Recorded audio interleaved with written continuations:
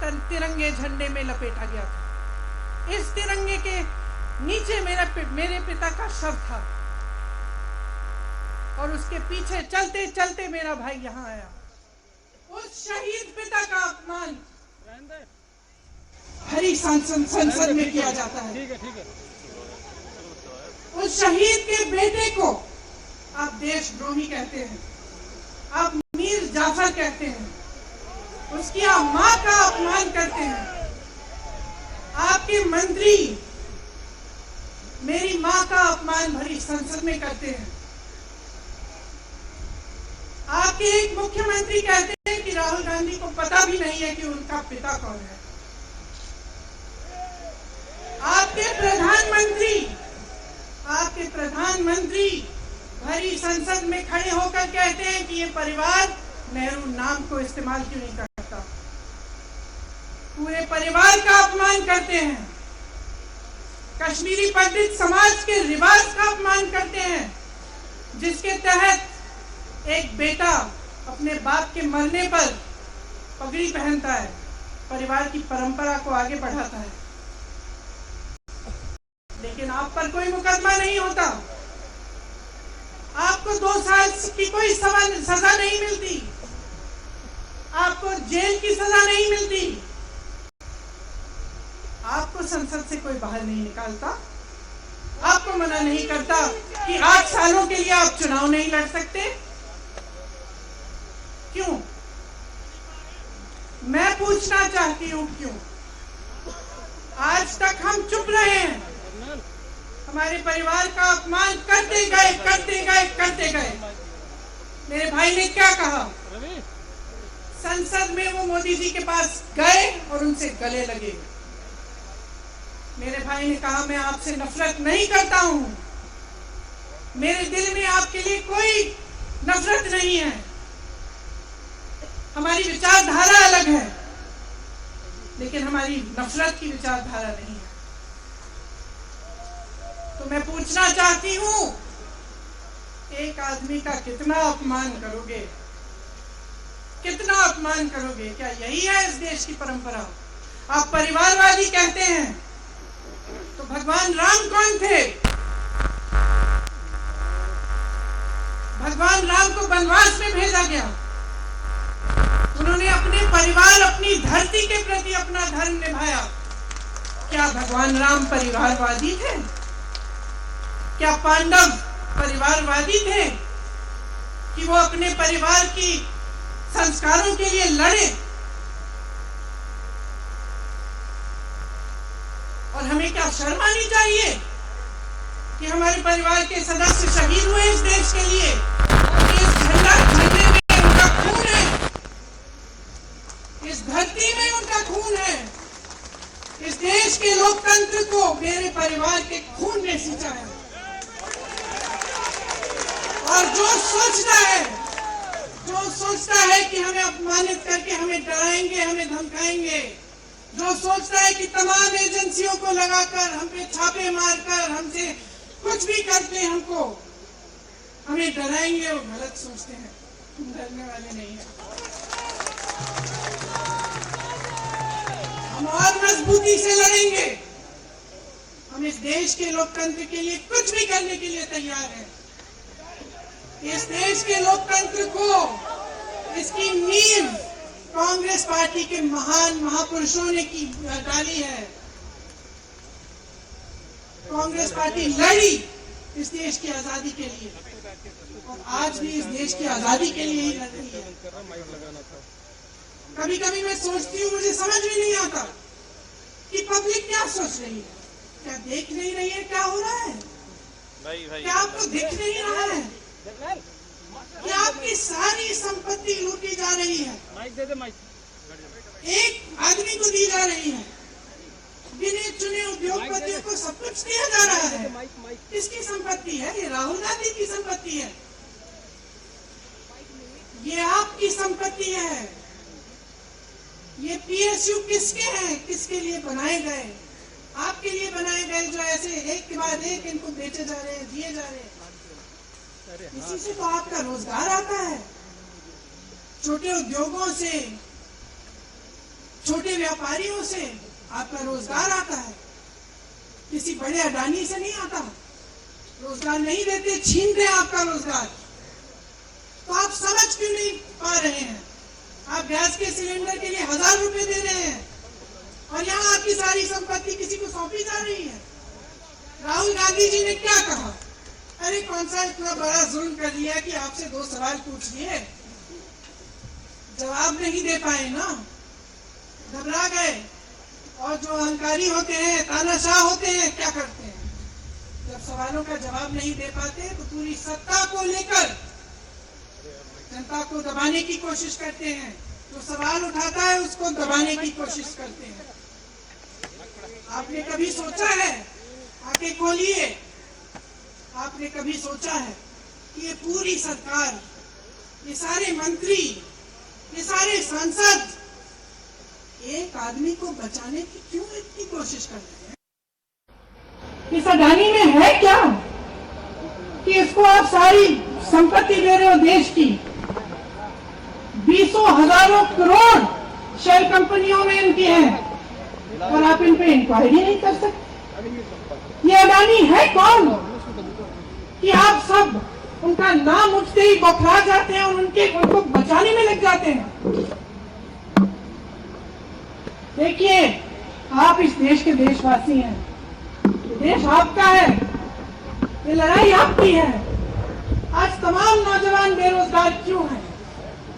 हम इश्तिहार तो देख रहे हैं, वोटिंग देख रहे हैं, मदर ऑफ डेमोक्रेसी लिखा है, कहते हैं कि हमारी अर्थव्यवस्था बहुत तेजी से आगे बढ़ रही है, तो इतने नौजवान बेरोजगार क्यों हैं? तो जहां जहां हम जाते हैं बेरोजगार नौजवान क्यों दिखते हैं? इतनी महंगाई क्यों है? इतनी महंगाई क्यों है? क्या आप इतने बड़े काम कर सकते हो लेकिन एक गैस सिलेंडर का दाम कम नहीं कर सकते? आप छोटे व्यापारियों की मदद नहीं कर सकते? आप रोजगार नहीं बनवा सकते?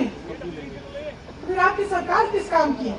लोगों को दबाने के लिए है या अडानी जी को आगे बढ़ाने की चीज के लिए है? तो आज ये समय आ गया है कि हमें गंभीरता से सोचना पड़ेगा। ये सरकार पूरी कोशिश करती है कि आपका ध्यान भटकाया जाए। अब आप सोचिए, कन्याकुमारी से कश्मीर तक एक आदमी चला, उसके साथ लाखों लोग चले, क्या पैगाम लेके चला? किस लिए चला? उसके दिल में क्या भावना थी कि लाखों लोग देश भर से उससे जुड़ के चले? समता, एकता की भावना थी। आज आपके सारी मीडिया, आपके सारे मंत्री, आपके सारे सांसद, आपके सारे कार्यकर्ता कह रहे हैं कि राहुल जी ने विदेश जाकर देश का अपमान किया, राहुल जी ने एक वर्ग का अपमान किया। क्या एक आदमी जो कन्याकुमारी से लेकर 5000 किलोमीटर कश्मीर तक चल के ये रोज रोज कहता है कि इस देश को एक होना चाहिए, सबको समान दृष्टि से देखना चाहिए, क्या ये आदमी देश का अपमान कर सकता है? क्या ये आदमी एक वर्ग का अपमान कर सकता है? तो ये आदमी क्या कर रहा है? ये आपकी आवाज उठा रहा है। क्या कह रहा है? कह रहा है कि गरीबों को अपना हक दो, नौजवानों को अपना हक दो, महिलाओं को अपना हक दो। यही तो कह रहा है। और हक क्या है? हक ये है कि जो आपका है वो आपके हाथ में जाना चाहिए, किसी बड़े उद्योगपति के हाथ में नहीं, जो प्रधानमंत्री जी के मित्र हैं। ये है आपका हक। उसी हक की लड़ाई लड़ रहा है। तो आप समझिए, ये एक इंसान की बात नहीं है, ये एक राहुल गांधी की बात नहीं है, ये पूरे देश की बात है। जब हम कहते हैं लोकतंत्र को बचाना है, हम किस बात की को बचाने की कह रहे हैं? क्या कह रहे हैं हम? लोकतंत्र क्या होता है? खुल के जवाब मांगो, सवाल उठाओ, यही तो लोकतंत्र है। कि आपको कोई आपत्ति है, कोई समस्या है, आप किसी के पास जाकर अपना हक मांग सकते हैं।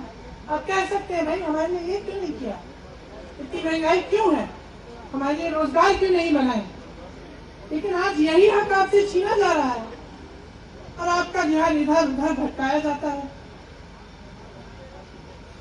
और इतनी चीजों को फैलाया जाता है जो सच नहीं है, झूठों को फैलाया जाता है। आप सोचिए, राहुल गांधी दुनिया के सबसे बड़े जो शिक्षा के संस्थान है वहां से पढ़ के आए हैं। हार्वर्ड और कैम्ब्रिज की उनकी डिग्री है। कैम्ब्रिज से उन्होंने इकोनॉमिक्स में मास्टर्स डिग्री, एमफिल डिग्री उनको मिली। आप उसको पप्पू बनाते हैं।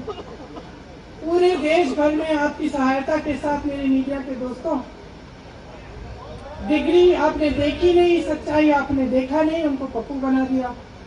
फिर पता चला कि ये पप्पू तो यात्रा में निकल आया और पता चला कि ये तो पप्पू है ही नहीं। इसके साथ तो लाखों लोग चल रहे हैं, ये ईमानदार भी है, ये सब बातों को समझता भी है, ये जनता के बीच जा रहा है, जनता की समस्याओं को सुन रहा है, तो जनता इस पे चली जा रही है। घबरा गए कि राहुल गांधी ने संसद में वो सवाल उठाए जिनका उनके पास जवाब नहीं है।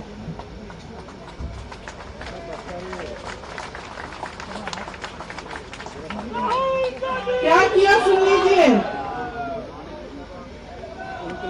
एक तरफ से हंसी भी आती है कि एक आदमी को रोकने के लिए इतना सारा करना पड़ा। जिस आदमी ने राहुल जी के खिलाफ सूरत में कंप्लेंट लगाई, आपको मालूम है कि पिछले साल उसने खुद कचहरी में जाके बोला इस पे आप स्टे लगा दीजिए। 1 साल के लिए अपने ही केस पे स्टे लगवाया। फिर वापस कब गए केस खुलवाने के लिए?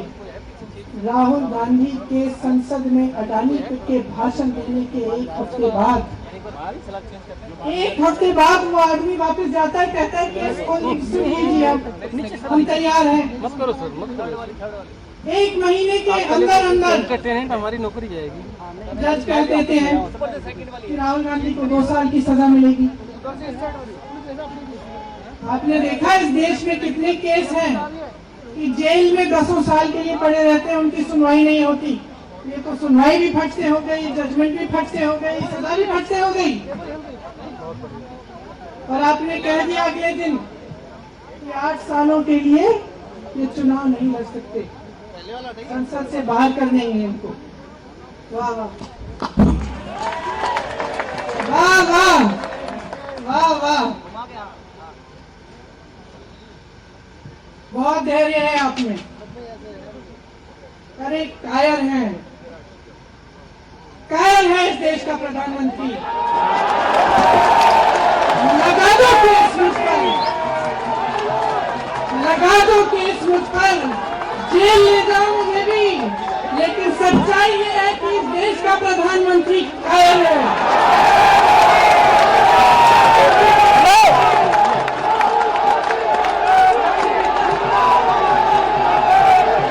अपनी सत्ता के पीछे छुपा हुआ है, अहंकारी है और इस देश की बहुत पुरानी परंपरा है, इस देश की बहुत पुरानी परंपरा है, हिंदू धर्म की पुरानी परंपरा है कि अहंकारी राजा को जनता जवाब देती है। और इस देश की बहुत पुरानी परंपरा है कि अहंकारी राजा को ये देश पहचानता है। मेरे परिवार ने मुझे एक चीज सिखाई है कि ये देश दिल से बोलता है और दिल से सुनता है। ये देश सच्चाई को पहचानता है। और मैं जानती हूं कि आज वो दिन है जब से सारा कुछ बदलने लगेगा।